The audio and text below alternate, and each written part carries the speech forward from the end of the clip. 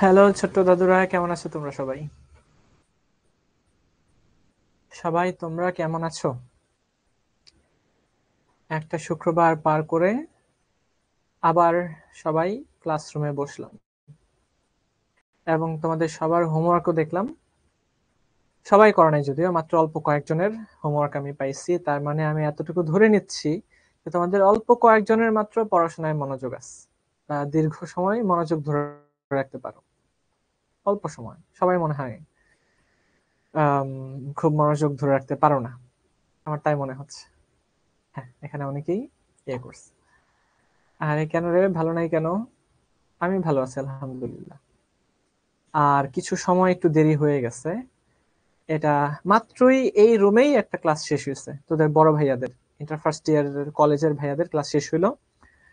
তো দেখা গেল যে ওদের ক্লাস শেষ করতে করতেই টাইম হয়ে গেছে। ওইটা 6:30টায় শেষ হবে, আর এই তোদের ক্লাসও শুরু হবে 6:30টায়। তো মাঝখানে 5-6 মিনিট যেটা হচ্ছে প্রিপারেশনের জন্য। হ্যাঁ, এই আজকে কিন্তু আমি এতটুকু তোদের কাছ থেকে এক্সপেক্ট করব না যে ভাইয়া আমার নাম বলেন, আমার নাম বলেন। কেন রে ভাই? তোদের সবার নাম আমি দেখতেছি, কমেন্ট পড়তেছি, এটা কি যথেষ্ট না? এবং যতটুকু কমেন্ট তোদের জন্য জরুরি ততটুকুই আমি রিপ্লাই করব। ঠিক আছে? আমি যদি সবার কমেন্ট নাম পড়তে যাই, সবার কমেন্টে রিপ্লাই করতে যাই, আধা ঘন্টা পরে বলবে যে ধুর, এ আবার কি হইলো, খালি সবার কথা পড়ে, তাহলে পড়াবে কখন? তাই না? এটা হচ্ছে নিয়ম। তো আমরা যেহেতু ক্লাস 9-এ উঠছি, হ্যাঁ অনেক বেশি বড় হয়ে যায় না, তোদের কথাবার্তা শুনলেই মনে হয় যে এখনো তোরা অনেক বাচ্চা আছিস, অনেক ছোট বাচ্চা, অনেক এই ছোট, এত ছোট বাচ্চা। তো আমি চাইবো যে একটু দায়িত্বশীল আচরণ আমরা করি। ঠিক আছে? পাগলামি হবে, দুষ্টামি হবে, সবই হবে, কিন্তু আমরা যাতে পড়াশোনাটাও মেনটেন করি। এবং ভাইয়ারা যেহেতু আমরা তোদের সবচেয়ে ভালোটাই চাই, আমরা ওইভাবেই ক্লাসটা কন্ডাক্ট করব। ঠিক আছে? আর একটু পরে আমরা 7টায় ইনশাল্লাহ অথবা 6:55-তে নামাজের ব্রেক দিব, এবং 15 মিনিটের নামাজের ব্রেক থাকবে। আমরা নামাজ পড়ে এসে আবার পড়াশোনা শুরু করে দিব। ঠিক আছে? হ্যাঁ, সবাই কি আমরা কথা বুঝতে পারছি? হোমওয়ার্ক হচ্ছে ইয়েতে, হোমওয়ার্ক তোদের গ্রুপে, শিখবো জিতবো গ্রুপ, অথবা তোদের নিজস্ব একটা গ্রুপও কিন্তু আছে। ওই গ্রুপে পর্যায় সারণী। ওকে, ঠিক আছে, সবাই আমরা রাজি।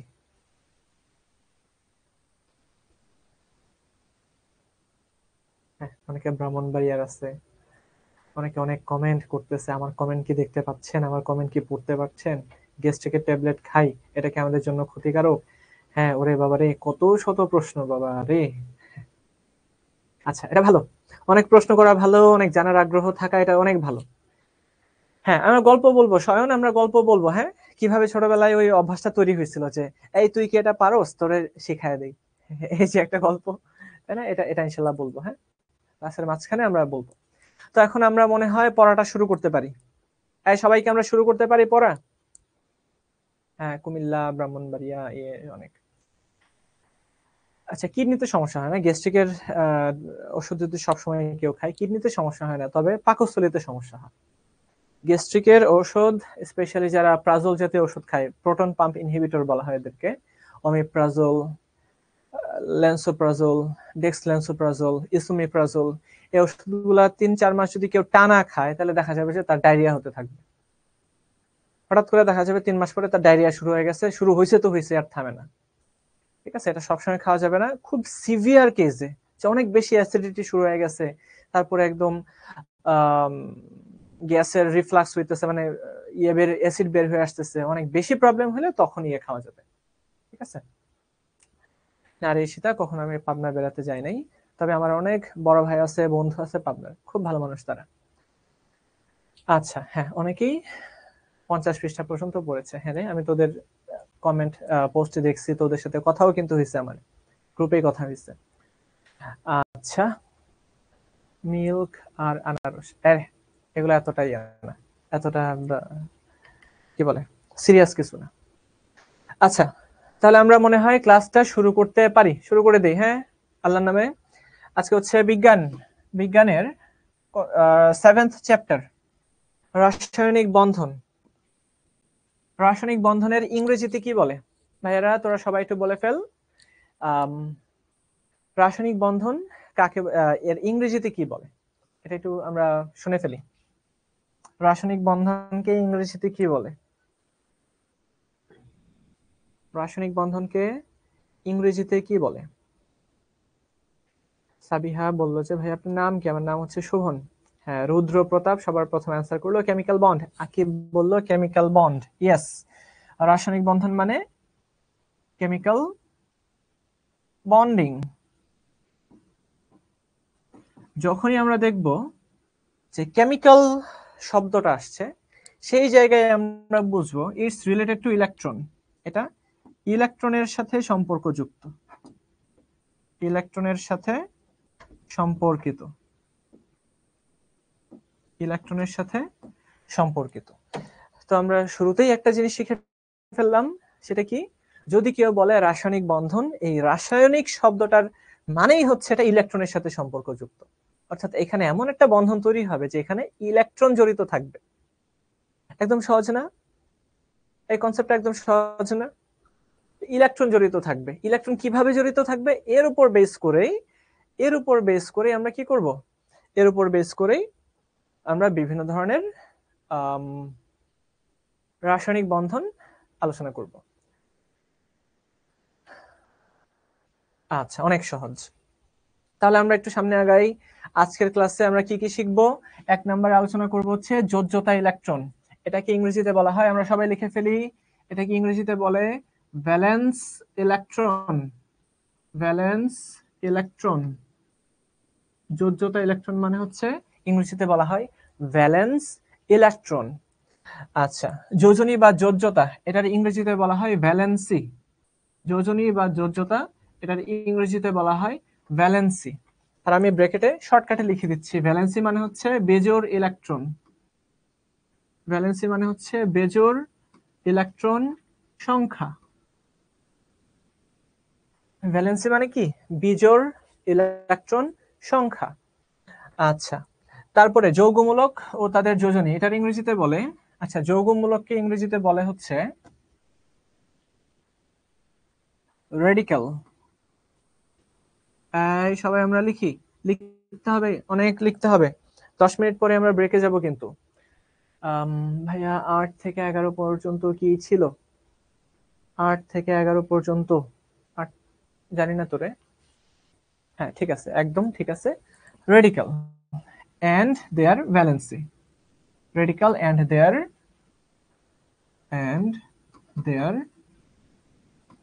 valency, তাদের যোজনী।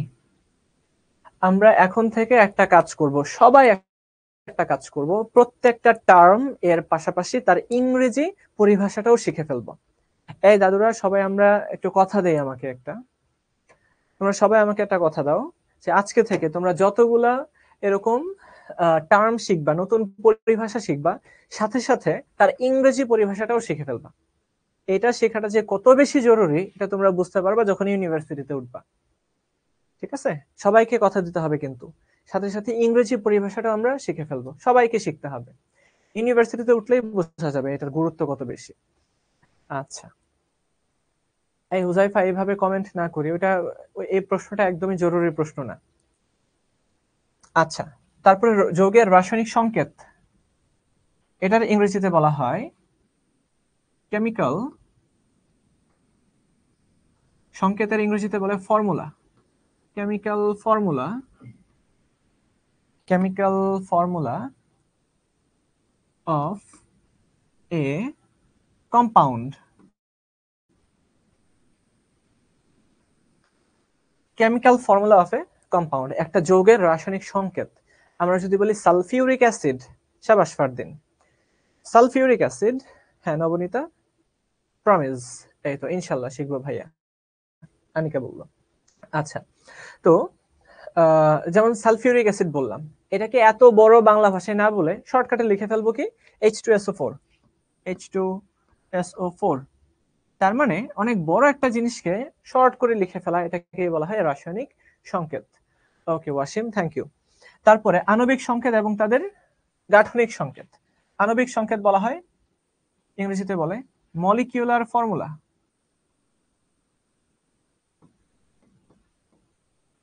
মলিকিউলার ফর্মুলা, আর গাঠনিক সংকেত হচ্ছে স্ট্রাকচারাল ফর্মুলা।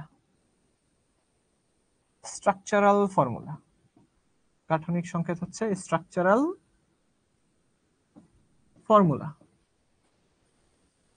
এই তো খুবই সহজ কিন্তু। হ্যাঁ, নামাজের বিরতি দিব, এই তো আমরা 6:55-তে নামাজের বিরতি দিব। হ্যাঁ, অষ্টক এবং দুইয়ের নিয়ম, আমরা গতকালকেই মনে হয় এটা নিয়ে অনেক কথাবার্তা বলে ফেলছিলাম, অষ্টক এবং দুইয়ের নিয়ম নিয়ে। Law of octet, law of octet, 8টা ইলেকট্রন লাভ করার প্রবণতা, এন্ড ল অফ ডুয়েট, দুইয়ের নিয়ম। এরপরে সবার শেষে আছে নিষ্ক্রিয় গ্যাস এবং তাদের স্থিতিশীলতা, ইনার্ট গ্যাস। নিষ্ক্রিয় গ্যাসের ইংরেজিতে কি বলে? ইনার্ট গ্যাস বলে। এন্ড দেয়ার স্ট্যাবিলিটি, স্থিতিশীলতার ইংরেজিতে বলা হয় স্ট্যাবিলিটি।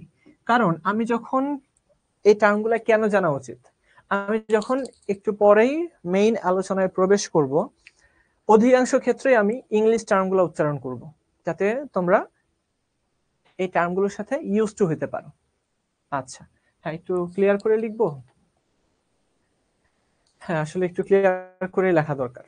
আমার আবার একটু টানা লেখার অভ্যাস হয়ে গেছে কেন জানি, যদি এটা চেঞ্জ করতে হবে। কারণ এটা হচ্ছে গিয়ে ল, এল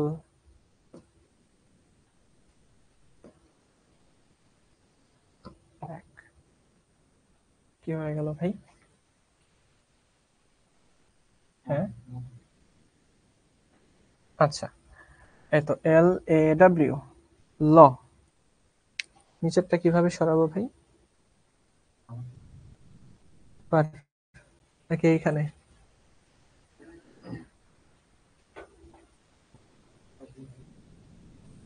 হুম।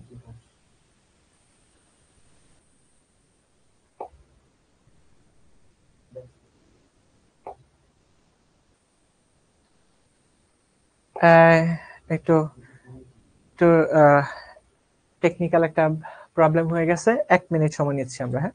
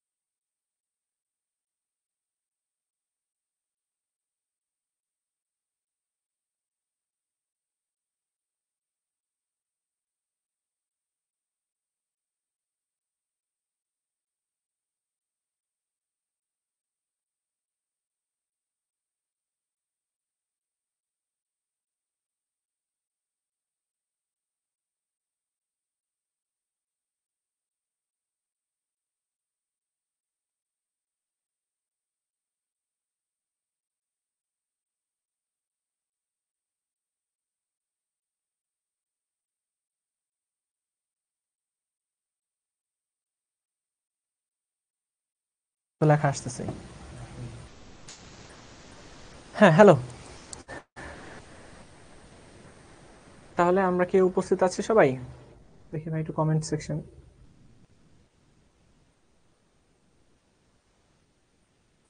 আচ্ছা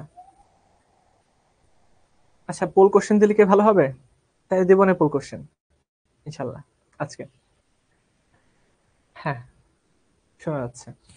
তো এই হচ্ছে গিয়ে ইংলিশ টার্মগুলো, ইংরেজি পরিভাষাগুলো আমাদের শিখতে হবে। হ্যাঁ, আচ্ছা, এরপরে আমরা শুরু করে দিব আমাদের যোজ্যতা ইলেকট্রন সবগুলোর বিস্তারিত ব্যাখ্যা আমরা এই ব্রেকের পরেই শুরু করব। 55-তে দেওয়ার কথা, কিন্তু আমি আরো 3 মিনিট আগে ব্রেক দিয়ে দিচ্ছি, অজু করতে হবে, অনেকে নামাজ পড়তে হবে, তাহলে মনে হয় এখনই ব্রেকটা দিয়ে দেওয়া উচিত। হ্যাঁ, আমরা আসবো হচ্ছে কয়টায় আবার আসবো? আমরা আসবো 7:10-এ, নামাজের ব্রেক এখন। 7:10-এ।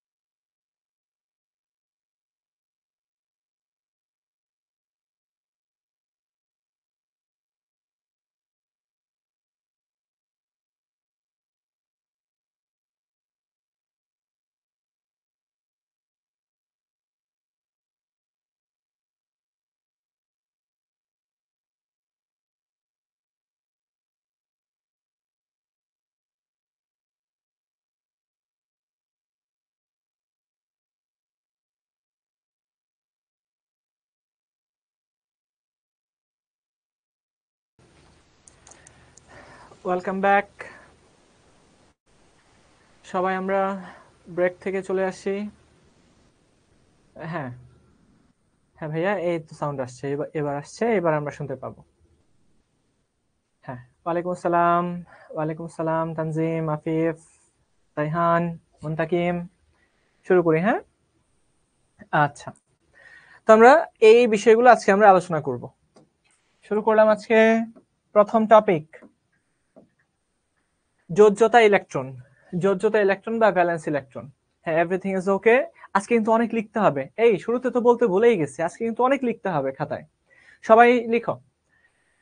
কোন মৌলের ইলেকট্রন বিন্যাসে সর্বশেষ কক্ষপথে যে ইলেকট্রন বা ইলেকট্রন সমূহ থাকে তার সংখ্যাকে যোজ্যতা ইলেকট্রন বলে। সহজ কথায়, সর্বশেষ কক্ষপথের ইলেকট্রন সংখ্যাকে যোজ্যতা ইলেকট্রন বলে। সর্বশেষ কক্ষপথের ইলেকট্রন সংখ্যা, সর্বশেষ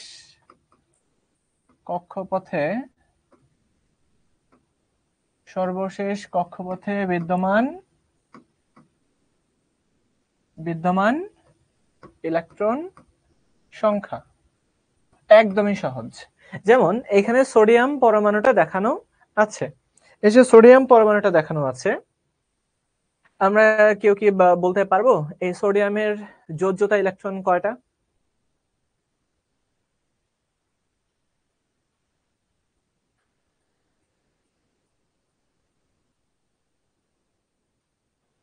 বলো, সোডিয়ামের যোজ্যতা ইলেকট্রন কয়টা? একটা। আবরার, রুদ্র, তৌসিফ, ফারদিন, প্রয়াস, রিয়াদ, ঈশিতা, সার্জিয়া, অনেক নাম, সৃজন, হ্যাঁ, সামির, একদম ঠিক আছে, আফনান। এই যে সোডিয়ামের যোজ্যতা ইলেকট্রন মাত্র একটা। আমরা যদি এসপিডিএফ দিয়েও ইলেকট্রন বিন্যাস করতে চাই, খেয়াল করে দেখো, এটা হচ্ছে বোর অনুসারে বোরের ইলেকট্রন বিন্যাস। এই যে ছবি এঁকে এঁকে ইলেকট্রন বিন্যাস করা, এটা হচ্ছে বোরের ইলেকট্রন বিন্যাস। আমরা তো সবাই নিলস বোরের নাম শুনছি, তাই না? Nils bore. এখন আমরা চাইলে অন্যভাবেও ইলেকট্রন বিন্যাস করতে পারি। যেমন সোডিয়ামের ইলেকট্রন আছে 11টা। প্রথম কক্ষপথ যেখানে একটাই উপস্তর আছে, একটাই অরবিটাল আছে, সেটা হচ্ছে 1s অরবিটাল। আর একটা অরবিটালে আমরা জানি দুইটা করে ইলেকট্রন থাকে, 1s2। তারপরে এই তো 1 নাম্বার কক্ষপথ চলে গেছে। এবার আমরা যাব 2 নাম্বার কক্ষপথ। আমরা জানি 2 নাম্বার কক্ষপথে দুইটা উপস্তর থাকে, একটা হচ্ছে s আর একটা p। এই তো 2s 2p, তাহলে 2s2 2p6 এরকম। তারপর খেয়াল করে দেখো তো, 2 4 8 6 10, 10টা হয়ে গেছে। এবার আমরা যাব 3 নাম্বার কক্ষপথে, 3s1। এই হচ্ছে কি আমাদের সর্বশেষ কক্ষপথ। এটাই হচ্ছে আমাদের সর্বশেষ কক্ষপথ। আর দেখা যাচ্ছে সর্বশেষ কক্ষপথে একটা মাত্র ইলেকট্রন আছে। তো সর্বশেষ কক্ষপথে যে কয়টা ইলেকট্রন আছে সেই ইলেকট্রনকে বলা হয় যোজ্যতা ইলেকট্রন। ঠিক আছে? সাউন্ড তো কম আসার কথা না, সাউন্ড তো ঠিকঠাকই আসার কথা। দেখো, সাউন্ড কিন্তু ঠিকই আসার কথা। হ্যাঁ, যাদের সাউন্ড কম আসছে তোমরা একটু তোমাদের সাউন্ডটা বাড়ায় নাও, মানে তোমাদের ডিভাইসের সাউন্ড বাড়াও, অথবা ইয়ারফোন কানে লাগাও। হ্যাঁ, এই তো ঠিক আছে, একটা। তাহলে আমরা আরো কয়েকটা প্র্যাকটিস করে ফেলি। সেটা হচ্ছে আমরা বের করি অ্যালুমিনিয়ামের যোজ্যতা ইলেকট্রন কত। অ্যালুমিনিয়ামের যোজ্যতা ইলেকট্রন। তারপরে বের করব নাইট্রোজেনের যোজ্যতা ইলেকট্রন। তারপরে আমরা বের করব, আচ্ছা একটু ভাইয়া কয়েকটা পোল কোশ্চেন দেই ওদেরকে। হ্যাঁ হ্যাঁ, তোমরা সবাই পোল কোশ্চেনের জন্য রেডি হও। সবাই তোমরা পোল কোশ্চেনের জন্য রেডি হও। এই যে 1 নাম্বার, 2 নাম্বার, 3 নাম্বার, 4টা পোল কোশ্চেন দিব। অক্সিজেনের যোজ্যতা ইলেকট্রন। 4 নাম্বার হচ্ছে গিয়ে ক্যালসিয়ামের যোজ্যতা ইলেকট্রন। এই সবাই পোল কোশ্চেনের জন্য রেডি হও।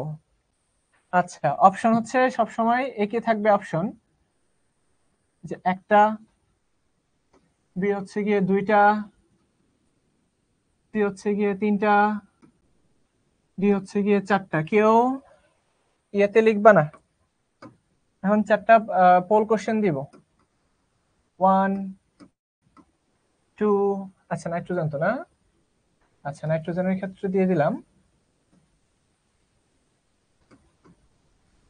4, তারপরে 5 6 7, তারপরে 3 নাম্বারটা অপশনগুলো দিয়ে দিচ্ছি, তোমরা সবাই আগে ভাগে রেডি হয়ে যাও। 3, তারপরে হচ্ছে 4 5 6, এইখানেও 1 2 3 4। তাই আমরা 1 নাম্বার ইয়েটা ঠিক করি। 1 নাম্বার পোল, এই তো পোল লঞ্চ হচ্ছে এখন। সবাই পোলে অ্যান্সার করো, সময় কিন্তু খুব বেশি থাকবে না। সবাই পোলে অ্যান্সার করো। অ্যালুমিনিয়ামের যোজ্যতা ইলেকট্রন কয়টা আছে?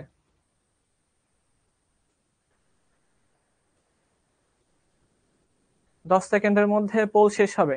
10 9 8 7 6 5 4 3 2 1, পোল শেষ। দেখি আমার কয়টা দাদু অ্যান্সার করছে। 258 জন অ্যান্সার করছে, মানে 100 জনের মধ্যে 39 জন অ্যান্সার করছে, এর মধ্যে আবার 14% কারেক্ট। আহা, এটা কিন্তু হইল না।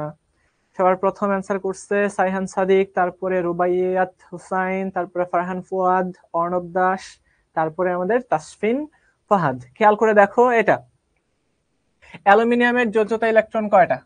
1 2 3 4। তোমরা সবাই জানো অ্যালুমিনিয়ামের যোজ্যতা ইলেকট্রন আছে 3টা। খেয়াল করে দেখো, অ্যালুমিনিয়ামে ইলেকট্রন বিন্যাস করি, এই যে 2টা, এরপরেরটা থাকে ম্যাক্সিমাম 8টা, এই তো 8টা। এরপরে দেখো আর আছে 3টা, আমরা দিয়ে দিলাম 1 2 3। এটা হচ্ছে কি অ্যালুমিনিয়ামের ইলেকট্রন বিন্যাস, বোর মডেল অনুসারে অ্যালুমিনিয়ামের ইলেকট্রন বিন্যাস। তাহলে অ্যালুমিনিয়ামকে আমরা একটু দূরে পাঠিয়ে দিই, দূরে যাও, এই তো অ্যালুমিনিয়াম গেল। এরপরে নাইট্রোজেনের যোজ্যতা ইলেকট্রন কয়টা? নাইট্রোজেনের যোজ্যতা ইলেকট্রন কয়টা? পোল লঞ্চ হচ্ছে এখন। ওদের কমেন্ট গুলো একটু দেখি, আমার দাদুরা কি কমেন্ট করতেছে।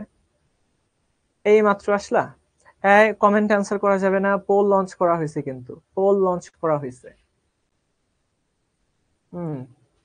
হ্যাঁ রাহি, সমস্যা নাই। পোলে আমরা অ্যান্সার করি, সবাই পোলে অ্যান্সার করি। নাইট্রোজেনের যোজ্যতা ইলেকট্রন কয়টা? আমরা জানি নাইট্রোজেনের টোটাল ইলেকট্রন আছে 7টা। এটা লিখে দিচ্ছি, নাইট্রোজেনের টোটাল ইলেকট্রন 7টা, অক্সিজেনের 8টা, ক্যালসিয়ামের আছে 20টা, আর অ্যালুমিনিয়ামের ছিল 13টা। এই 7টা ইলেকট্রনের মধ্যে যোজ্যতা স্তরে কয়টা ইলেকট্রন আছে? আচ্ছা, তাহলে পোল 10 সেকেন্ডের মধ্যে ক্লোজ হচ্ছে। 10 9 8 7 6 5 4 3 2 1, পোল ক্লোজ। দেখি এবার 54% ভোট করা হয়েছে, 370 জন, 25% কারেক্ট করছে। কেন রে ভাইয়ারা 25% কেন কারেক্ট হয়? আমি তো ভাবছিলাম 100% কারেক্ট হবে, এটা তো খুব সহজ। এই যে নাইট্রোজেনের ইলেকট্রন বিন্যাসটা আমরা একটু করে দেখি। হ্যাঁ, নাইট্রোজেনে আমরা জানি 7টা ইলেকট্রন আছে, তো 2টা ইলেকট্রন থাকবে প্রথম কক্ষপথে, আর বাকি 5টা ইলেকট্রন থাকবে কোথায়? দ্বিতীয় কক্ষপথে। তো 1 2 3 4 5, এই হচ্ছে কি আমাদের নাইট্রোজেনের ইলেকট্রন বিন্যাস। আর এটা ছিল অ্যালুমিনিয়ামের ইলেকট্রন বিন্যাস। তো দেখা যাচ্ছে নাইট্রোজেনের সর্বশেষ কক্ষপথ হচ্ছে দ্বিতীয় কক্ষপথ, সেখানে তার 5টা ইলেকট্রন আছে। এই অ্যান্সার হচ্ছে 5। সবার প্রথম ফারহান ফুয়াদ, তারপরে রিজওয়ান, আসমা আক্তার, নুসরাত জাহান এবং সাইয়ান সাদিক, এই 5 জন সবার প্রথম অ্যান্সার করেছে। কংগ্রেচুলেশন অনেক। আচ্ছা, না যোজনী আর যোজ্যতা ইলেকট্রন একই না, যোজনী আর যোজ্যতা ইলেকট্রন আলাদা, একদমই আলাদা। এরপরে আসবে যোজনী, আগে আমরা যোজ্যতা ইলেকট্রন কাউন্ট করতে শিখি। 3 নাম্বারের পোল লঞ্চ হচ্ছে এখন। 3 নাম্বারের পোল লঞ্চ হচ্ছে এখন।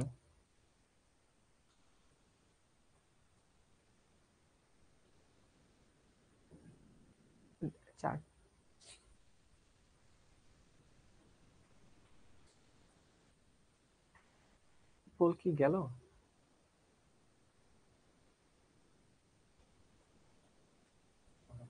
আচ্ছা, আবার আবার আবার 3 নম্বরের পোলটা আবার যাচ্ছে। হ্যাঁ,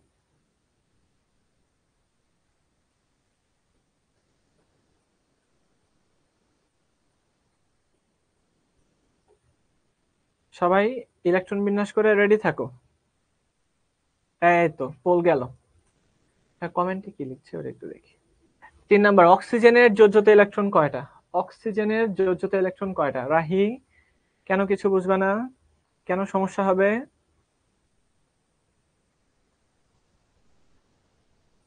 সহজ জিনিস তো, খুবই সহজ।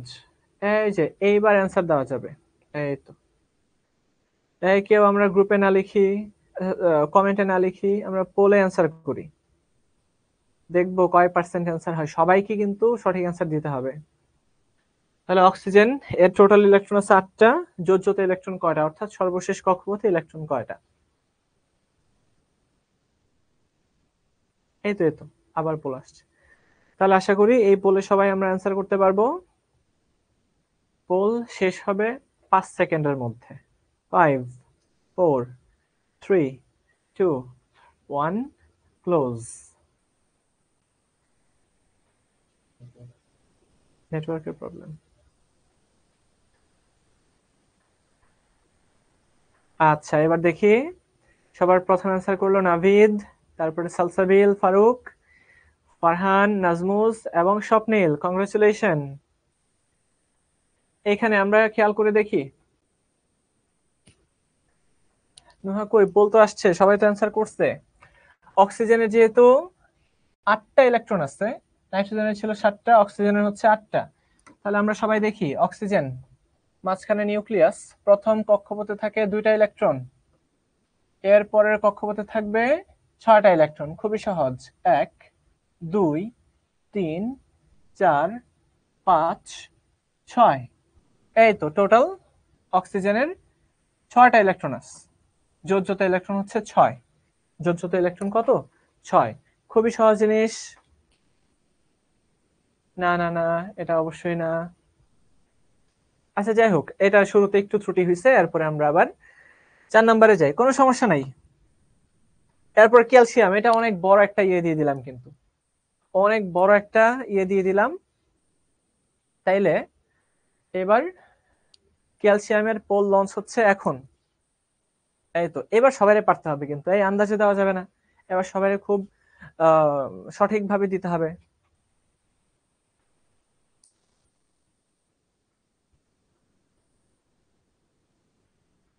স্যার পোল কেমনে দিব আমরা তো? আচ্ছা, সমস্যা নেই তো, এই তো এবার এবার তো ঠিক হয়ে গেছে, এবার ঠিক হয়ে গেছে।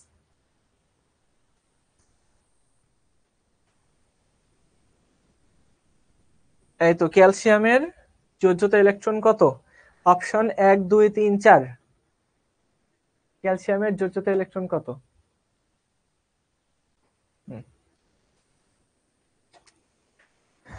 আর আমরা জানি ক্যালসিয়ামের টোটাল ইলেকট্রন আছে 20টা। তাহলে ইলেকট্রন বিন্যাস করলেই আমরা খুব সহজে এর ইয়ে পেয়ে যাব।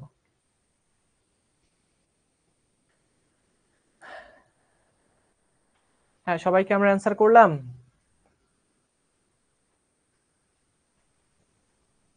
10 সেকেন্ডের মধ্যে পোল শেষ হবে। 10, 9, 8, 7, 6, 5, 4, 3, 2, 1, পোল ক্লোজ। দেখি এইবার আমার কয়টা দাদু অ্যান্সার করতে পারলো। পোল যায় নাই।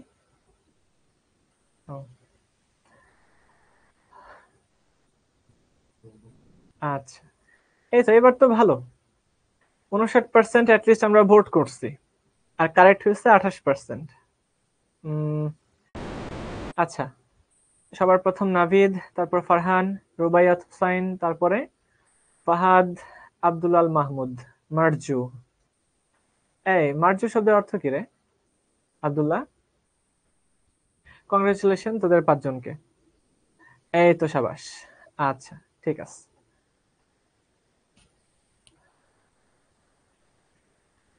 হ্যাঁ, জুবাইরিয়া তাসনিম বলল যে সবগুলাই পারছি। কই নাম নিচ্ছি না তাসনিম। আর এটা নিয়ে কি রাগ করার কিছু আছে?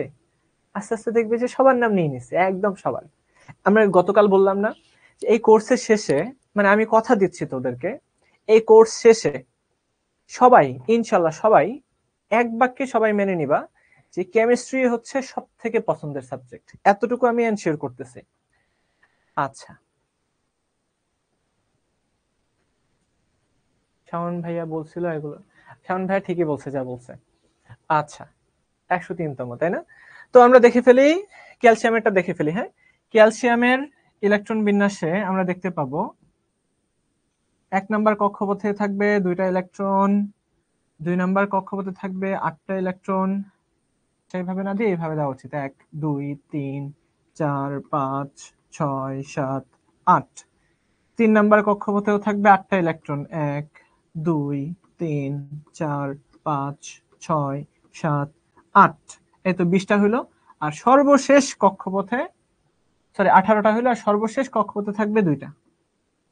এটা হচ্ছে গিয়ে ক্যালসিয়ামের ইলেকট্রন বিন্যাস, ক্যালসিয়ামের ইলেকট্রন বিন্যাস। তো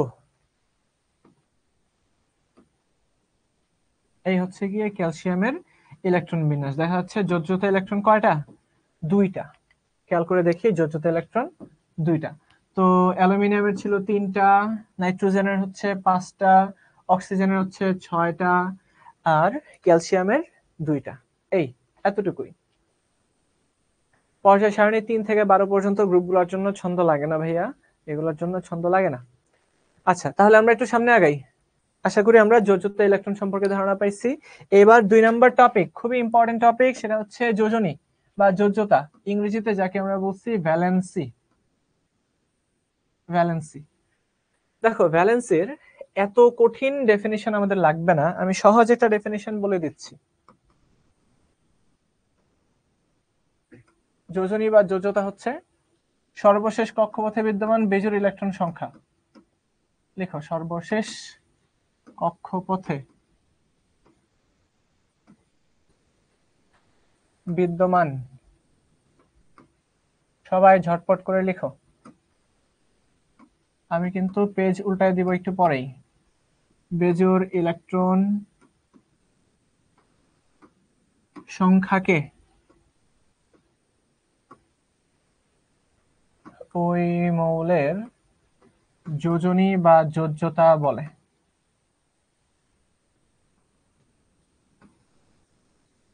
যোজনী বা যোজ্যতা বলে।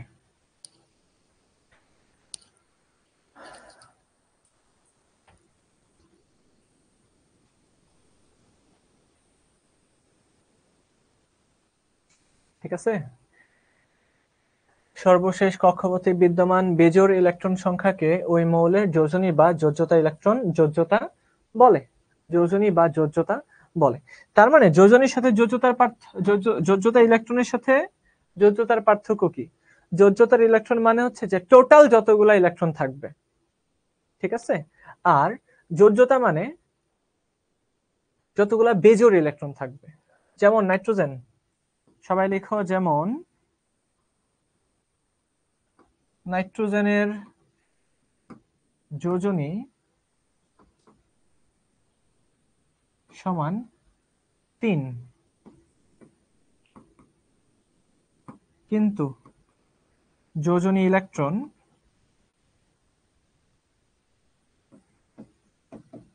সমান 5। সবাই লিখো। হ্যাঁ, একদম ঠিক আছে। নাইট্রোজেনের যোজনী 3, কিন্তু যোজনী ইলেকট্রন আছে 5টা। যেমন আমরা একটু ইলেকট্রন বিন্যাসটা করে ফেলি। হ্যাঁ, নাইট্রোজেনের আমরা একটু আগেই করছি, আরেকবার করে ফেলি। এই হচ্ছে নাইট্রোজেনের নিউক্লিয়াস। প্রথম কক্ষপথে 2টা ইলেকট্রন থাকবে, এরপরের কক্ষপথে আমরা দেখব 1 2 3 4 5। এই হচ্ছে যে নাইট্রোজেনের ইলেকট্রন বিন্যাস। বুঝা গেল? তাহলে আমরা খেয়াল করি, এই নাইট্রোজেনের যোজ্যতা স্তরে টোটাল ইলেকট্রন দেখা যাচ্ছে এই 1 1 2 3 4 5, এই 5টা। কিন্তু বেজোর ইলেকট্রন কয়টা আছে? ঠিক আছে, কিন্তু বেজোর কয়টা আছে? বেজোর দেখা যাচ্ছে এই তিনটা, 1 2 3।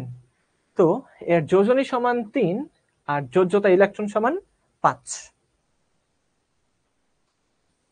সবাইকে আমরা বুঝতে পারলাম? সবাইকে আমরা বুঝতে পারলাম?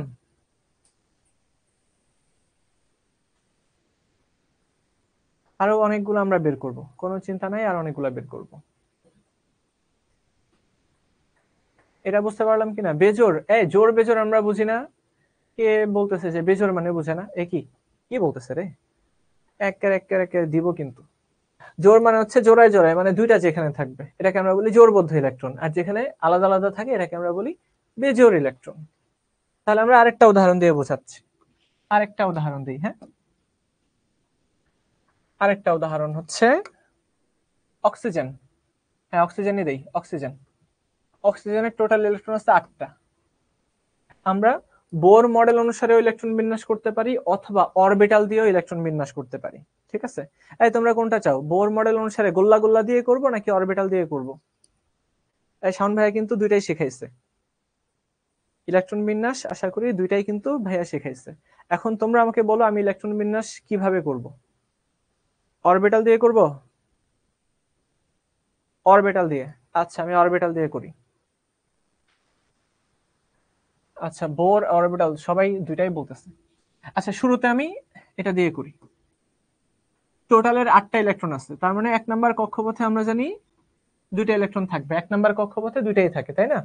এই সূত্র অনুসারে কিন্তু আমরা বের করতে পারি 2n², এই সূত্র অনুসারে, এটা আমরা সবাই জানি। আচ্ছা, 1 নাম্বার কক্ষপথ আছে দুইটা, আর আছে তার 6টা ইলেকট্রন। 6টা ইলেকট্রনকে আমরা কিভাবে বসাবো? 1 2 3 4 5 6, এই তো 6টা ইলেকট্রনকে বসাই দিস। ঠিক আছে, এই হচ্ছে গিয়ে বোর মডেল অনুসারে ইলেকট্রন বিন্যাস। তো তোমরা সবাই বুঝতেই পারতেছো এর যোজনী কত, এর যোজনী এবং যোজ্যতা ইলেকট্রন কত সবাই লিখে ফেলো। এবার আমি অরবিটাল দিয়ে ইলেকট্রন বিন্যাস করি। খেয়াল করো, 1 নাম্বার কক্ষপথে একটা উপস্তর আছে যার নাম এস উপস্তর। এস উপস্তরের মধ্যে একটাই অরবিটাল আছে, আর একটা অরবিটালে আমরা জানি সর্বোচ্চ দুইটা ইলেকট্রন থাকতে পারে। 1s অরবিটালে দুইটা ইলেকট্রন থাকবে, 1s2। তারপর আমরা যাচ্ছি 2 নাম্বার কক্ষপথে 2s। 2 নাম্বার কক্ষপথে দুই ধরনের উপস্তর আছে, 2s 2p, অর্থাৎ এস এবং পি। এস এর মধ্যে সর্বোচ্চ থাকতে পারে দুইটা, আর পি এর মধ্যে সর্বোচ্চ থাকতে পারে 6টা। কিন্তু অক্সিজেনের তো এতগুলো ইলেকট্রনই নাই। অক্সিজেনের ইলেকট্রন কয়টা আছে? অক্সিজেনের ইলেকট্রন আছে 8টা, তাহলে 2 2 4, আর এখানে হবে 4। এখন খেয়াল করে দেখি, আমরা সবাই একটু খেয়াল করে দেখি এই পি উপস্তরের মধ্যে যে 4টা ইলেকট্রন আছে তারা কিভাবে আছে। আমরা জানি পি উপস্তরে 3টা অরবিটাল থাকে, 1 2 3। পি উপস্তরে, এই তো সবাই সবাই একদম সঠিক লিখতেছে, যোজ্যতা ইলেকট্রন 6টা আর যোজনী হচ্ছে 2। আচ্ছা, খেয়াল করো পি উপস্তরের মধ্যে 3টা অরবিটাল থাকে, পিএক্স পিওয়াই পিজেড। এবার খেয়াল করে দেখো দাদুরা, সবাই ছোট্ট দাদুরা মনোযোগ দাও। হুন্ডের নীতি অনুসারে এই 3টা ইলেকট্রন, 3টা অরবিটাল, এই 3টা অরবিটালে সবার প্রথম একটা একটা করে ইলেকট্রন যাবে, 1 2 3। মনে আছে আমি একটা একটা করে দেখাইছিলাম শুরুতে, একটা একটা করে ইলেকট্রন যাবে 1 2 3। প্রাপ্যতা অনুসারে বিপরীত দিকে আসবে, প্রাপ্যতা অনুসারে বিপরীত দিকে আসবে। বুঝা গেল? ভাইয়া অনেক মৌলের তো 2টা বা 3টা করে যোজনী থাকে, সেগুলো কিভাবে বের করব প্লিজ বলেন অঙ্কিতা, আমি ওটা বুঝাই দিব। হ্যাঁ, একাধিক যোজ্যতা যাদের আছে ওটা আমি বুঝাই দেবো, ইনশাল্লাহ বুঝাই দিব, কোনো টেনশন নাই। আচ্ছা, তো এই পি উপস্তরের মধ্যে 3টা অরবিটাল আছে, এই 3টা অরবিটালের মধ্যে 4টা ইলেকট্রনকে দিব, শুরুতে একটা একটা করে সবগুলাতে দিব, তারপরে বিপরীতমুখী স্পিনে দিব। এটাকে বলা হয় হুন্ডের নীতি, এটাকে বলা হয় হুন্ডের নীতি। তো দেখাই যাচ্ছে এই সর্বশেষ কক্ষপথে আমি যদি 2s অরবিটালের কথা বলি, 2s অরবিটাল, অরবিটাল মানে হচ্ছে ঘর যেখানে ইলেকট্রন থাকে। তো এই 2s অরবিটালের মধ্যে দুইটা ইলেকট্রন আছে জোড়বদ্ধ, 2s অরবিটালের মধ্যে দুইটা ইলেকট্রন আছে জোড়বদ্ধ।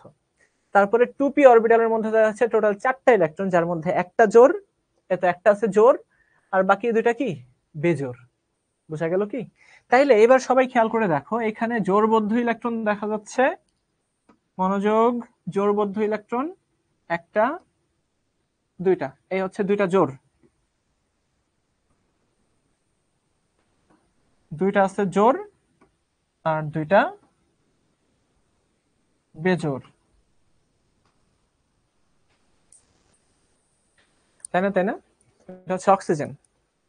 ইলেকট্রন বিন্যাস যদি পারো তাহলে এটা সহজেই বুঝবা। ইলেকট্রন বিন্যাস জানাটা মাস্ট। ইলেকট্রন বিন্যাস আমরা যারা পারি, এই তো রাহি বলতেছে আমি কিছুই বুঝি নাই, তার মানে তুমি ইলেকট্রন বিন্যাসও কিছু বুঝো নাই। ইলেকট্রন বিন্যাস যারা বুঝবে তারা এটাও বুঝবে। বুঝা গেল? হুজাইফা বললো যে কিছুই বুঝলাম না, তার মানে তুমি ইলেকট্রন বিন্যাসও বুঝো নাই।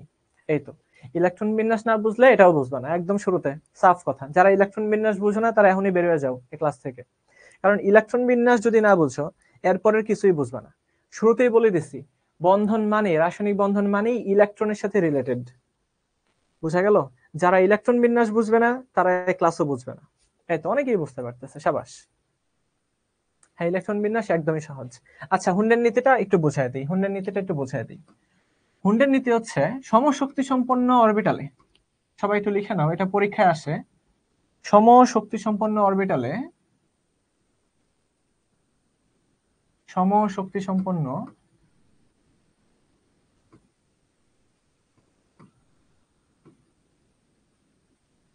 সমশক্তি সম্পন্ন অরবিটালে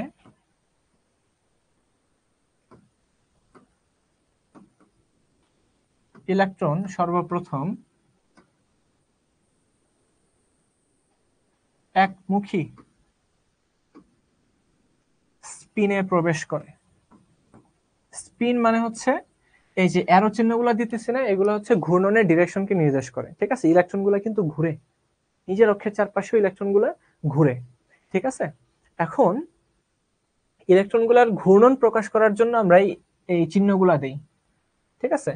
একটা ইলেকট্রন যদি এরকম ভাবে, এই তো এইভাবে যদি দেখাই, দ্যাট মিন্স ইলেকট্রনটা ঘুরতেছিল হচ্ছে এইভাবে, এইভাবে ইলেকট্রনটা ঘুরতেছিল। আর আমরা যদি এরকম একটা চিহ্ন দেই, নিচের দিকে যদি চিহ্নটা দেই, তাইলে ইলেকট্রন ঘুরতেছিল এইভাবে। এই না, তো উল্টা হয়ে গেছে রে। এটার ক্ষেত্রে এইভাবে, আর এইটার ক্ষেত্রে হচ্ছে এইভাবে। তার মানে মেইন কথা হচ্ছে ইলেকট্রনগুলো ঘুরে। ইলেকট্রনের ঘূর্ণনের জন্য এখনই এত বেশি কিছু জানা লাগবে না, জাস্ট আমি সহজ কথায় বলতেছি। ইলেকট্রনের ঘূর্ণনের জন্য আমরা একটা চিহ্ন চিহ্ন দিয়ে প্রকাশ করতেছি ইলেকট্রনের ঘূর্ণনটাকে, উপরের দিক, নিচের দিক। আচ্ছা, তো সমশক্তি সম্পন্ন অরবিটালে ইলেকট্রন সর্বপ্রথম একমুখী স্পিনে প্রবেশ করে।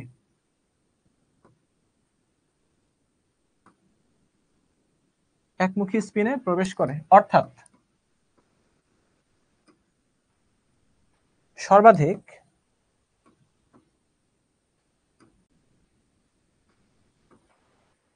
অযুগ্ম অবস্থায় প্রবেশ করে। অযুগ্ম অবস্থায় প্রবেশ করে। ইলেকট্রন বিন্যাস যারা জানে তারা এটাও জানে যে ইলেকট্রন সবার প্রথম এই তো অযুগ্ম অবস্থায় যায়, বেজোড় অবস্থায় যায়। আরো যদি ইলেকট্রন থাকে তাইলে ই অবস্থায় আসে, কি বলে, জোড়বদ্ধ অবস্থায় আসে। ঠিক আছে? আচ্ছা, এই তোরা না ইলেকট্রন বিন্যাস পড়ছিস? কিরে বলতেছে যে বুঝি নাই কিছু, তো ইলেকট্রন বিন্যাস মাঝখানে না পড়ায় আসলো শাওন ভাই? তো ইলেকট্রন বিন্যাস তো পড়ায় আসছে ভাই, তারপরেও কেন পারবি না তোরা? একের পর এক বলতেই আছে যে পারি না পারি না পারি না। এই বের হয়ে যেত যারা পারোস না, খুব বিরক্তিকর। হ্যাঁ, এই তো যারা পড়ছে তারা খুব ভালো করে পারবে। ওকে, তো হুন্ডের নীতি বলে এটাই। আমি আরেকটা উদাহরণ দিয়ে বোঝাচ্ছি, তোদের যত উদাহরণ লাগে আমি দিচ্ছি। আমি সালফারের উদাহরণটা দিচ্ছি। সালফারের ইলেকট্রন আছে 16টা। এই তো ইলেকট্রন বিন্যাস করতেছি 1s2, 1s2। তারপরে 2 নম্বর কক্ষপথে থাকবে এস এবং পি। 1 নম্বরে থাকে শুধু এস, 2 নম্বর কক্ষপথে থাকে এস এবং পি। এই তো 2p6। এবার আমরা যাব 3 নম্বর কক্ষপথে। 3 নম্বর কক্ষপথে 3s, তারপরে 3p, তারপর হচ্ছে গিয়ে 3d। এখন আমরা দেখতে পাচ্ছি এর মধ্যে যেহেতু 16টা ইলেকট্রন আছে, 16টা ইলেকট্রন যেহেতু আছে, 1 নম্বর কক্ষপথে 2টা চলে গেছে, 2 নম্বরে 8টা চলে গেছে, আর বাকি থাকবে 8টা। ঠিক আছে, সরি, আর বাকি থাকবে 6টা, 8 থাকবে 6টা। এর মধ্যে এস এর মধ্যে যাবে 2টা, পি এর মধ্যে যাবে 4টা, 3s2 3p। অযুগ্ম মানে বেজোড়। বাবারে, সহজ কথা বোঝা যায় না। অযুগ্ম, একটা হচ্ছে যুগ্ম কাপল, আর এটা হচ্ছে সেপারেট, আলাদা, অযুগ্ম। আচ্ছা, এই তো মোসাব্বির বলেছে ভাই আমি ইলেকট্রন বিন্যাস বুঝেছি, সাবাস। এই তো, এই যে, তাহলে আমরা দেখি 3 নাম্বার কক্ষপথে এই যে এস অরবিটাল একটা থাকে, আর আমরা জানি পি অরবিটাল 3টা থাকে, পি অরবিটাল থাকে 3টা। এই তো, তাহলে আমরা ইলেকট্রনকে ইয়ে করি, বিন্যাস করি। এস অরবিটালের মধ্যে এই যে একটা আসলো, আরেকটা আসলো, ঠিক আছে, 12টা গেল। তারপরে সবাই মনোযোগ, এখানে 13, 14, 15, বুঝা গেল? এই তো, পি উপস্তরের মধ্যে যে অরবিটাল গুলো আছে তাদের প্রত্যেকের শক্তি সমান, তাদের প্রত্যেকের শক্তি সমান। এখন এই জন্যই সবাই বেজোড় অবস্থায় প্রবেশ করলো, অযুগ্ম অবস্থায় প্রবেশ করলো, একমুখী স্পিনে প্রবেশ করলো। যেহেতু আরো ইলেকট্রন আছে, সাবাস, এটাই আহ্বাও নীতি, আরো যেহেতু ইলেকট্রন আছে তখন তারা যুগ্ম হয়ে যাবে, বেজোড় হয়ে যাবে, তার মানে বিপরীত স্পিনে প্রবেশ করবে। এই তো, ইলেকট্রন বিন্যাস বুঝলে এটা কতটা সহজ টপিক। ভাই তোরা এইভাবে বলতেছিস যে ভাই আর কিছু বুঝতেছি না, আমার খারাপ লাগতেছে জানোস। মাঝখানে কিন্তু আমি একটা ক্লাস নেই যাতে তোরা ইলেকট্রন বিন্যাসের সাথে ভালো করে শিখতে পারিস, এই জন্য। এখন আবার বলতেছে যে ইলেকট্রন বিন্যাস পারি না, খুবই কষ্ট লাগবে, কিন্তু একদম ভেতরটা খান খান হয়ে যাচ্ছে আমার দেখে। ভাবলাম যে এত সুন্দর করে তোদের পড়াবো আজকে, খুব মজা করে গল্প করে সবকিছু শেয়ার করে পড়াবো, আর এখন ছেলে পেলে বলতেছে যে ইলেকট্রন বিন্যাস পারি না। এটা কি হইলো কোনো? হ্যাঁ, ইজি তো, একদম ইজি পিজি। শাওন ভাই বলে নাই ইজি পিজি? এই তো। আচ্ছা, হ্যাঁ, সমশক্তি সম্পন্ন এটা বোঝার জন্য আহ্বাও নীতি, 3টা নীতি শিখতে হয়। একটা হচ্ছে আহ্বাও নীতি, একটা হুন্ডের নীতি, আর একটা পলের বর্জন নীতি। পলের বর্জন নীতি এসএসসি তে লাগে না, এসএসসি তে লাগে 2টা, আহ্বাও নীতি আর হুন্ডের নীতি। আচ্ছা, এই তো রে, ঠিক আছে। তাহলে এইবার আমরা খেয়াল করি সালফারের যোজ্যতা ইলেকট্রন কয়টা। দেখা যাচ্ছে সালফারের যোজ্যতা ইলেকট্রন 6টা। এই তো, সর্বশেষ কক্ষপথে 6টা ইলেকট্রন আছে, সর্বশেষ কক্ষপথে এই যে 6টা ইলেকট্রন আছে, যোজ্যতা ইলেকট্রন হচ্ছে 6টা, বুঝা গেল? তারপরে যোজনী আছে কয়টা, মানে বিজোড় ইলেকট্রন কয়টা? যোজনী সমান 2। এগুলা পরীক্ষায় আসবে, এগুলা জিজ্ঞেস করবে। আচ্ছা, যোজনী হচ্ছে 2, কারণ এই যে 2টা বেজোড় ইলেকট্রন, 2টা বেজোড় ইলেকট্রন। আচ্ছা, তারপরে আমরা দেখতে পাচ্ছি জোড়বদ্ধ ইলেকট্রন কয়টা আছে। কয়টা আছে, জোড় আছে কয়টা, ইলেকট্রন জোড়, ইলেকট্রন জোড় কয়টা আছে? জোড় আছে 2টা। দেখো এটা বুঝো কিনা। এই তো ফারদিন বললো যে আমাদেরকে পুরো এক্সপার্ট বানাই দিছে শাওন ভাই। হ্যাঁ, মুশফিক বললো যে ভাই ডি বুঝি নাই। আচ্ছা, ডি হচ্ছে 3 নাম্বার কক্ষপথে 3s 3p 3d, এই 3 ধরনের উপস্তর থাকে। ঠিক আছে, ইলেকট্রন বিন্যাসে 3s 3p 3d এই 3 ধরনের থাকে। জাহিদুল বললো যে px py pz। আচ্ছা, পি উপস্তরে 3টা অরবিটাল থাকে, একটা কেবলই px, আর একটা py, আর একটা pz।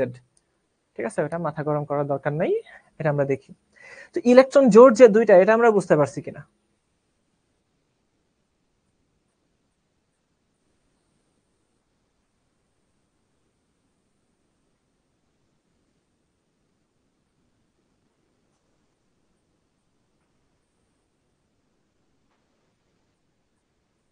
এই তো, ইলেকট্রন জোড় আছে 2টা।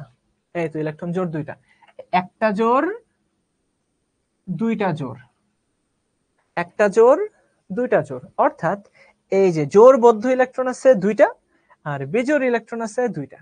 কিন্তু যদি বলা হয় যে টোটাল জোড়, মানে আসলে এখানে আমরা আগে জোড় বলে দিছি তো, পেয়ার বলে দিছি তো, এখানে আছে 2 জোড়া, তাই না তাই না তাই না?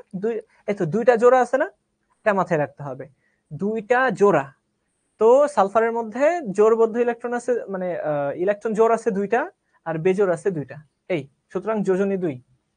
আশা করি আমরা সবাই বুঝতে পারছি। 3s কেন আসলো ভাইয়া? কারণ ইলেকট্রনের জন্য 3s লাগবে। আচ্ছা, ঠিক আছে, এবার আমরা যাই পরিবর্তনশীল যোজনীর কাছে। কিছু কিছু যোজনী আছে, কিছু কিছু মৌল আছে যারা একাধিক যোজনী প্রদর্শন করে। বুঝা গেল? হ্যাঁ, তাফিমুল বললো যে ভাই আপনি তো একদম সবকিছু ক্লিয়ার করে দিয়েছেন। এই তো আমরা বুঝতে পারছি।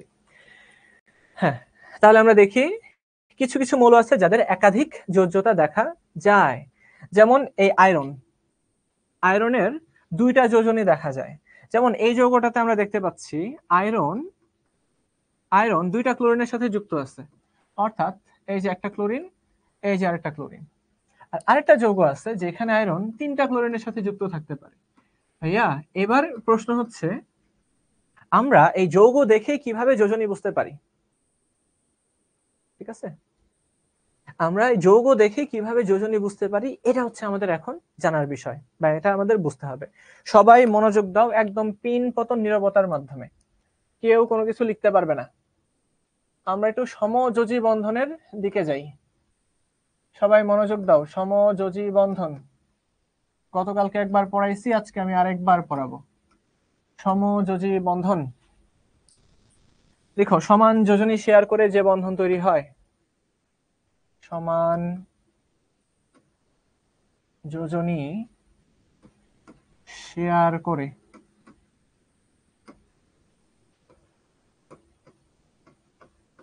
যে বন্ধন তৈরি হয়, যে বন্ধন তৈরি হয় তাকে সমযোজী বন্ধন বলে। সমযোজী বন্ধনের ডেফিনেশন হচ্ছে এটা, সমান যোজনী শেয়ার করে যে বন্ধন তৈরি হয় তাকে সমযোজী বন্ধন বলে। ঠিক আছে, তাহলে এই যে একটা হাইড্রোজেন, আমরা যদি হাইড্রোজেনের ইলেকট্রন বিন্যাস করি দেখতে পাবো তার একটা মাত্র বেজোড় ইলেকট্রন আছে, সুতরাং হাইড্রোজেনের যোজনী 1। আর একটা বিষয় মাথায় রাখবা, যোজনী,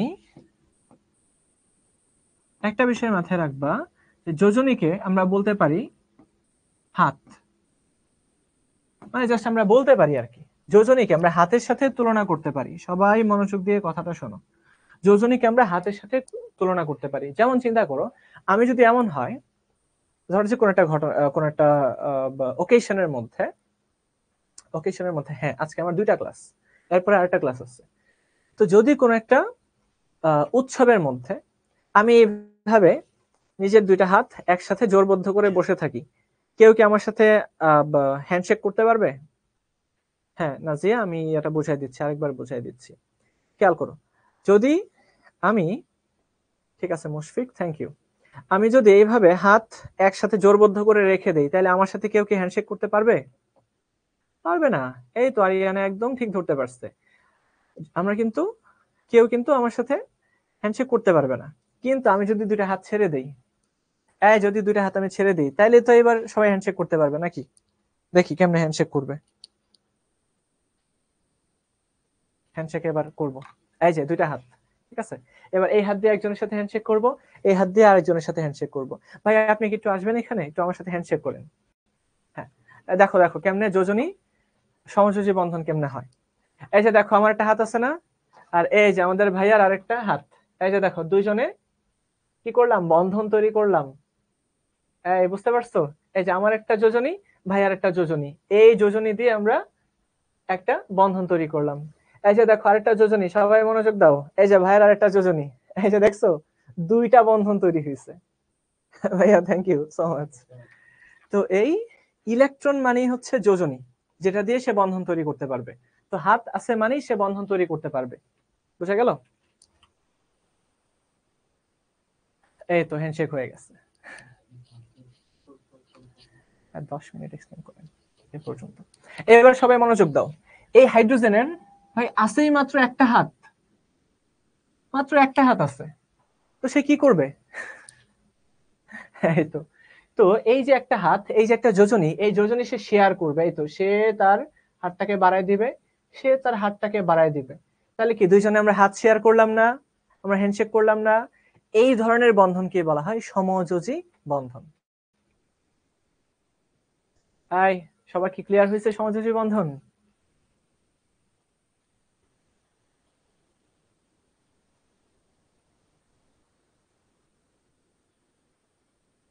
হ্যাঁ হ্যাঁ হ্যাঁ, এই তো ঠিক আছে, থ্যাংক ইউ রে ফাহাদ, আমরা সবাই বুঝতে পারছি। ভাইয়া 3D এর আগে 4S এ করেনি কেন? 4S এ তো যায় নাই, 4S এ তো ইলেকট্রনই গেল না, ওটা দেখাবো না। আচ্ছা, এই তো যোজনী একদম ক্লিয়ার। ওকে, এবার আমরা দেখি অক্সিজেনের কথা। এই সবাই আমরা দেখি অক্সিজেনের যোজনী কত। একটু আগে আমরা দেখছি যে অক্সিজেনে দুইটা আছে জোড়বদ্ধ ইলেকট্রন, এই তো দুইটা আছে জোড়, দুই জোড় আছে যারা একদম জোড় হয়ে থাকে, তাই না? আর দুইটা ইলেকট্রন আছে যারা বেজোড়। মনে আছে? একটু আগে আমরা দেখছিলাম কোথায় অক্সিজেন, কোথায়? এই তো অক্সিজেন, এই তো দুইটা আছে পেয়ার, এই তো একটা পেয়ার, এই যে আরেকটা পেয়ার, আর এই হচ্ছে গিয়ে দুইটা বেজোড় ইলেকট্রন, এই তো এরাই হচ্ছে আমাদের যোজনী। মনে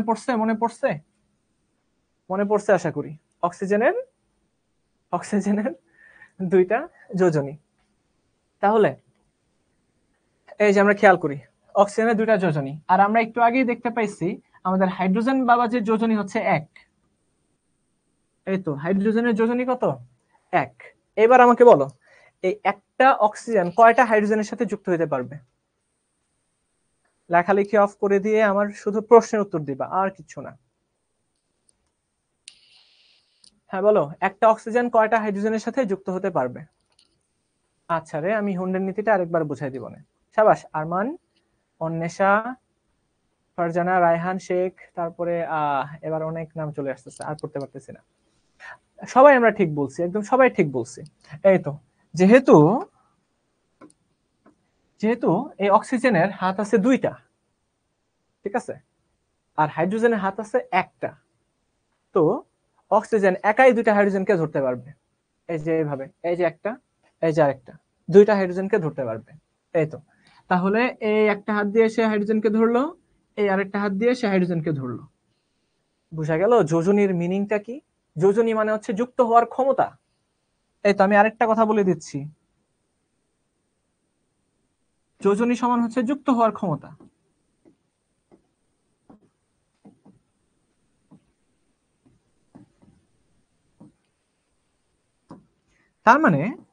তার মানে অক্সিজেনের দুইটা হাইড্রোজেনের সাথে যুক্ত হওয়ার ক্ষমতা আছে।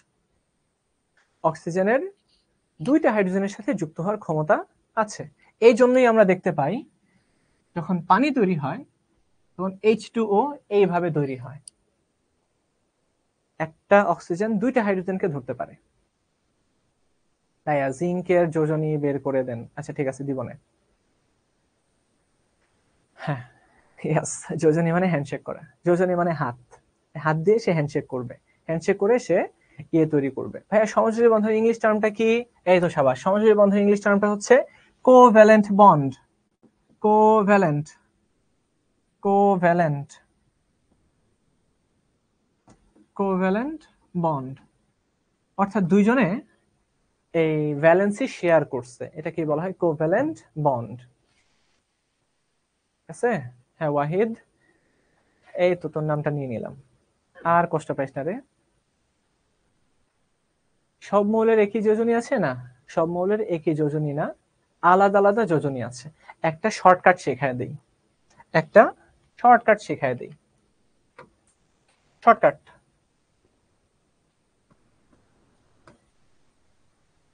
আমরা সবাই শর্টকাটটা লিখে নেই। গ্রুপ একে যারা যারা আছে তাদের প্রত্যেকের যোজনী 1। আচ্ছা এইভাবে লিখে দিই,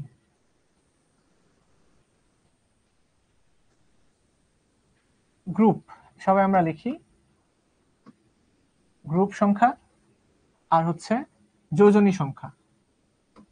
এই সবাই আমরা লিখে নেই, এই শর্টকাট বুঝলে জীবন সহজ হয়ে যাবে, এই শর্টকাট বুঝলে জীবন পুরো সহজ হয়ে যাবে।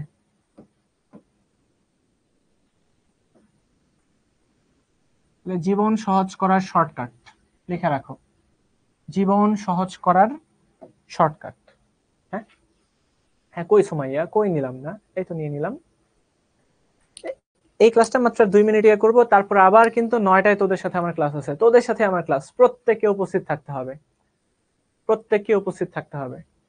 হ্যাঁ ওকে। আরে নাম নেওয়ার জন্য তোদের এত ইয়ে। আচ্ছা আমি একবার বসে একদিন খালি তোদের নাম বলার একটা ক্লাস নিব, ঠিক আছে? তোরা ক্লাসে মনে হয় প্রায় 600 জনের মতো উপস্থিত আছিস, তো আমি 600 জনের নামই নিব। হ্যাঁ, আর আমারে একটা একটা করে চকলেট দিয়ে দিস প্রত্যেকটা নামের বদলতে। হ্যাঁ, তাহলে দেখবি যে একবার না 2বার করে নিব।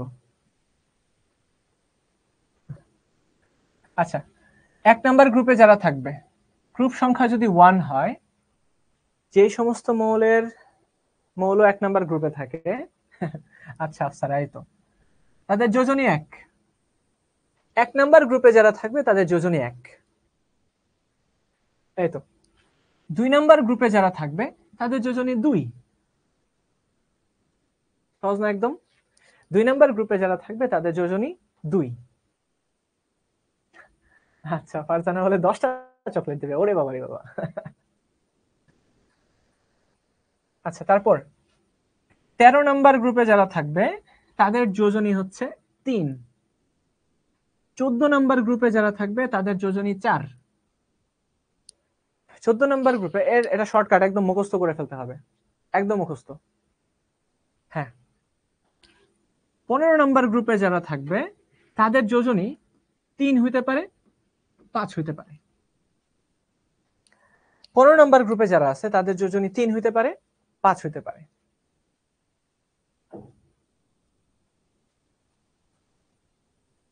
তারপরে 16 নাম্বার গ্রুপে যারা আছে, এখানে একটা সিরিয়াস কথা আসছে যে ভাইয়া আমার কি ফেসবুকে অ্যাকাউন্ট খুলতে হবে? অবশ্যই না, তোরা তো অ্যাপেই ক্লাস করতে পারবি, লাগবে না, ঠিক আছে? জান্নাতুল ফেরদৌস, অর্জুন, মুশফিক, ঠিক আছে, ইয়ে করতে হবে না।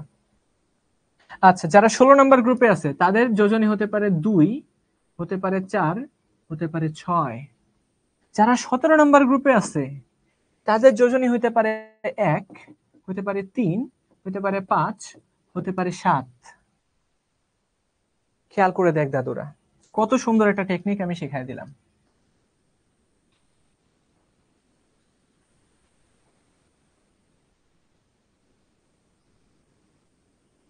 এই তো,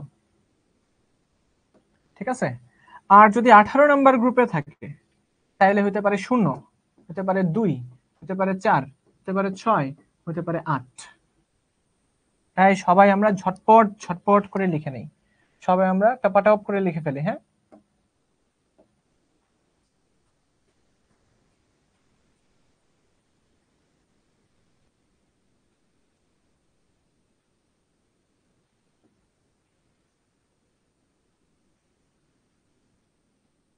এরকম ভাবে সুন্দর করে আমরা ইয়ে করে ফেলি এটা। এই এই এক কথায় আমরা সব মুখস্থ করে ফেলতে পারবো।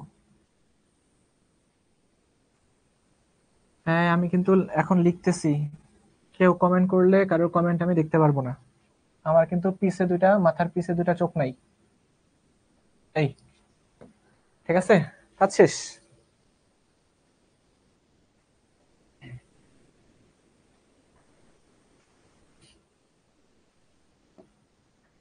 তারপর এগুলো হচ্ছে ইম্পর্টেন্ট যোজনী। আর গ্রুপ 12তে যারা তাদের যোজনী 2, এটা মুখস্থ একদম ফিক্সড। গ্রুপ 12তে যারা তাদের যোজনী 2। হ্যাঁ ভাইয়া, যোজনী 0 হতে পারে, হ্যাঁ রে, যোজনী 0 হতে পারে, যোজনী 0 হতে পারে। আচ্ছা রে, দাওয়াত গ্রহণ করলাম, বেঁচে থাকলে আসবো। হ্যাঁ, যোজনী 0 কাদের? যোজনী 0 হচ্ছে নিষ্ক্রিয় মৌল সমূহের। তখন হিলিয়ামের যোজনী 0, নিয়নের যোজনী 0, হিলিয়াম এবং নিয়নের যোজনী 0। কিন্তু হিলিয়াম আর্গনের যোজনী 0, আর্গনও বন্ধন তৈরি করতে পারে না। এদের যোজনী একেবারে 0, এরা কারোর সাথে বন্ধন তৈরি করতে পারে না। এদের ইলেকট্রন বিন্যাসে দেখা যাবে সবগুলাই হচ্ছে জোড়বদ্ধ ইলেকট্রন। আর মাঝখানে যারা যারা আছে গ্রুপ 3 থেকে 11, গ্রুপ 3 থেকে 11 যাদের, এদের এক এক রকম যোজনী হইতে পারে, ওটা খুবই জটিল একটা যোজনী। গ্রুপ 3 থেকে 11 আমরা সবসময় আলাদাভাবে আলোচনা করি, কলেজে উঠে আলাদাভাবে তোমরা শিখতে পারবা, এটা খুবই জটিল।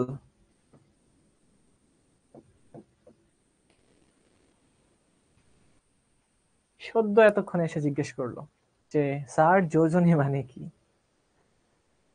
এটা কি করা লাগে, একদম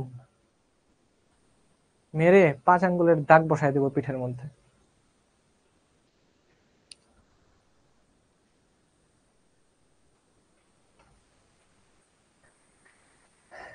হ্যাঁ, বোঝা গেল কি? এটা এ পর্যন্ত বোঝা গেল কি না? হ্যাঁ ইনশাল্লাহ।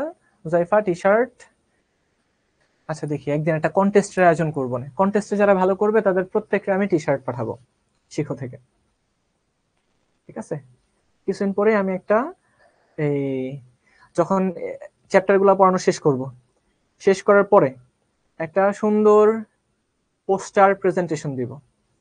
পোস্টার প্রেজেন্টেশনে যে সবচেয়ে ভালো করবে প্রথম 5জনকে আমি 5টা টি শার্ট পাঠাবো ইনশাল্লাহ।